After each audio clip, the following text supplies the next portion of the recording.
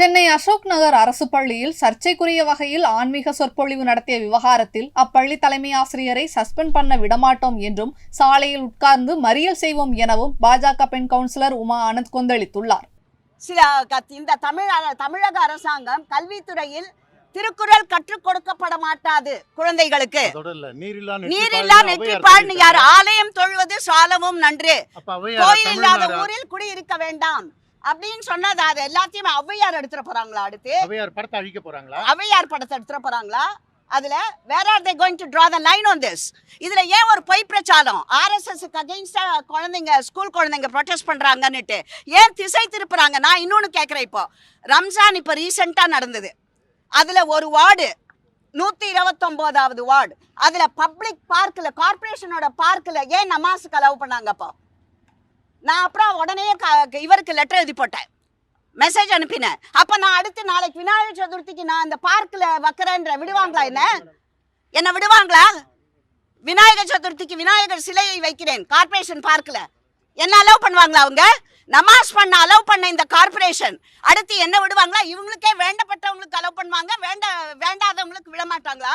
இவங்களோட சட்டத்திட்டங்கள் யார் கேட்கிறார்கள் என்பதை பொறுத்து, எந்த கலர் என்பதை பொறுத்து மாறுமா? சொல்லுங்க. இதுல இல்ல, நீங்க அதை ஒத்துக்க. அப்ப அடுத்து இந்த அரசாங்கம் திருக்குறளை எடுக்க வேண்டுமெனா ஃபர்ஸ்ட் விபூதி எடுத்துட்டாங்க இவரோடதுல இருந்து. சோ அடுத்து திருக்குறளையும் எடுத்துடணும், திருவள்ளுவர் எடுத்துடணும். அதுல என்னப்பா அதான் எனக்கு சொன்னாங்களே, இந்த மாதிரி அந்த யார் ஆக்ஷன் எடுக்க போறோம். இப்ப இவரோடது பார்த்தேன், தகுந்த ரொம்ப சட்ட இந்த மாதிரி இனிமே நடக்காத மாதிரி கடுமையான நடவடிக்கை. என்ன நடவடிக்கை?